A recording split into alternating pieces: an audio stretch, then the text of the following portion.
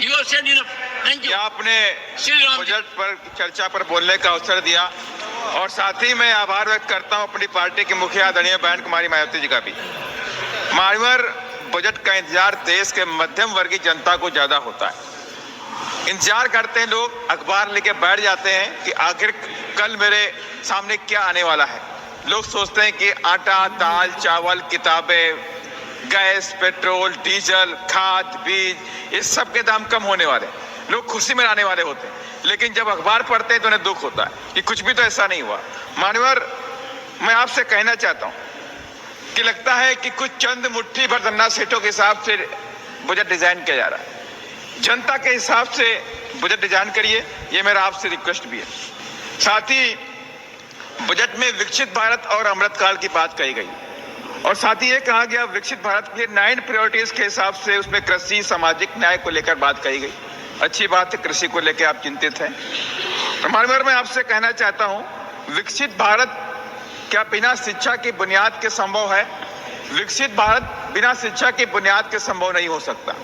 आपको शिक्षा का जो बाजारीकरण है उसे रोकना पड़ेगा। आपको शिक्षा इस देश के हर तबके को देना पड़ेगा, चाहे वो गरीब है उसे भी देना पड़ेगा। और इसके लिए मानवर बाबा साहब की भी इच्छा थी इस देश में शिक्षा फ्री की जाए। और यहाँ तक कि महात्मा ज्योतिबा फूले जो सामाजिक परिवर्तन के महानायक भी हैं, इस देश में शूद्रों के शिक्षा के जनक भी कहलाते हैं। उन्होंने 1882 में हंटर कमीशन के सामने कहा कि मैं चाहता हूं इस देश में एजुकेशन फ्री हो, फ्री एजुकेशन फॉर ऑल की सिफारिश महात्मा ज्योतिबा फूले ने करी। मानवर, बजट के अंदर सामाजिक न्याय के बारे में बात करी गई। अच्छी बात है कि सामाजिक न्याय के बारे में सरकार चिंतित है। मैं आपके माध्यम से कहना चाहता हूं, क्या सामाजिक न्याय इस देश के अंदर SC, ST, OBC को बिना भागीदारी दिए संभव है क्या? आप भागीदारी देना नहीं चाहते और सामाजिक न्याय की बात करते, तो मैं आपके माध्यम से कहना चाहता हूं सरकार से कि प्राइवेट सेक्टर में भी SC, ST, OBC को आपको रिजर्वेशन देना पड़ेगा, प्रमोशन में रिजर्वेशन आपको देना पड़ेगा, आउटसोर्सिंग में भी SC, ST, OBC के बच्चों को रिजर्वेशन देना पड़ेगा। SC, ST की जो क्रीमी लेयर है EWS के बराबर 8 लाख के आसपास करनी पड़ेगी मान्यवर। और साथ ही अभी कई साथियों ने कर्नाटक की सरकार और कई, हम उसमें नहीं जाना चाहते, लेकिन ऐसी न्यूज भी आई है कि मध्य प्रदेश में भी SC, ST के फंड को ट्रांसफर किया गया, कर्नाटक में भी किया गया। इससे पहले दिल्ली की सरकार ने भी कॉमनवेल्थ में SC, ST के फंड को ट्रांसफर करने का काम किया था। मैं आपके माध्यम से माननीय फाइनेंस मिनिस्टर से रिक्वेस्ट करना चाहता हूं कि ऐसा प्रावधान लेकर के आए जो SC, ST का जो फंड है, जो उनके डेवलपमेंट के लिए खर्च होना है, शिक्षा को लेकर खर्च होना है, स्कॉलरशिप को लेकर खर्च करना है, उनके रोजगार देने के लिए खर्च करना है, अल्टीमेटली उनके विकास के लिए खर्च करना है, वो पैसा उन्हीं के मद में खर्च किया जाए, उस पैसे कहीं और ट्रांसफर न किया जाए मान्यवर। साथ ही मान्यवर, मैं आपसे एक बात कहता हूं, आप तो फार्मर लाइन से जुड़े हुए हैं, मैं भी एक फार्मर हूं।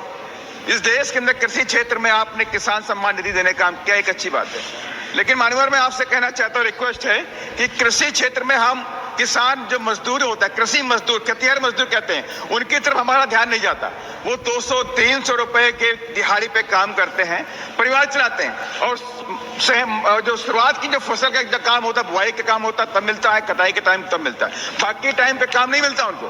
तो उनको लिए सरकार सोचे कि जो लोग भरी दोपहरी में फसल बोते हैं, भरी दोपहरी में पेस्टिसाइड का छिड़काव करते हैं, जो लोग फसल काटते हैं, मंडी तक पहुंचाते हैं, वो उनका जीवन कष्टों से भरा हुआ है, उनके कष्टों को दूर करना पड़ेगा। हमें खेतिहर मजदूर जो कृषि मजदूर है उसे भी सम्मान निधि देने का भी काम करना पड़ेगा। मान्यवर, एक आपसे और रिक्वेस्ट है कि हम स्पेशल इकोनॉमिक जोन बनाते हैं बड़े बड़े उद्योग धंधों को स्थापित करने के लिए, लेकिन वीकर सेक्शन जो है वो मजदूरी पर डिपेंड करता है। वीकर सेक्शन के लिए भी हमें प्रावधान करना पड़ेगा कि हमें वीकर सेक्शन एग्रीकल्चर जो बनाने पड़ेंगे और उनके लिए हम जमीनों के पट्टे दें ताकि वो लोग अपने पैरों पे खड़े होकर के वहां पे खेती बाड़ी कर सकें। मान्यवर, आपके माध्यम से एक लास्ट पॉइंट में कहना चाहता हूं, सरकार ने अमृतकाल का बात रखी है, लेकिन अमृतकाल की बात अच्छी लगी, लेकिन उसके लिए आपको स्पेशल प्रावधान भी करने पड़े। आज पूरे देश के अंदर SC, ST, OBC के ऊपर, SC, ST पे खास पर अत्याचार होता है, उनकी बच्चियों के साथ बलात्कार होता है, उनकी हत्याएं की जा रही हैं। ये एक स्टेट का मामला नहीं है कि मैं किसी एक गवर्नमेंट को ब्लेम करूं, लेकिन पूरे देश के अंदर ऐसा वातावरण बना हुआ है। केंद्र के सरकार को व्यापक ठोस कदम उठाने पड़ेंगे कि SC, ST बच्चियों के साथ जो बलात्कार, हत्याएं, युवाओं के मर्डर, तलवार से गला काटने की हत्याएं, ये तमाम ऐसी देखने को मिली। मैं अभी बिहार में गया था, देख के दंग रह गया मानवर। फतुहा के अंदर एक वीरेंद्र रविदास की हत्या कर दी गई।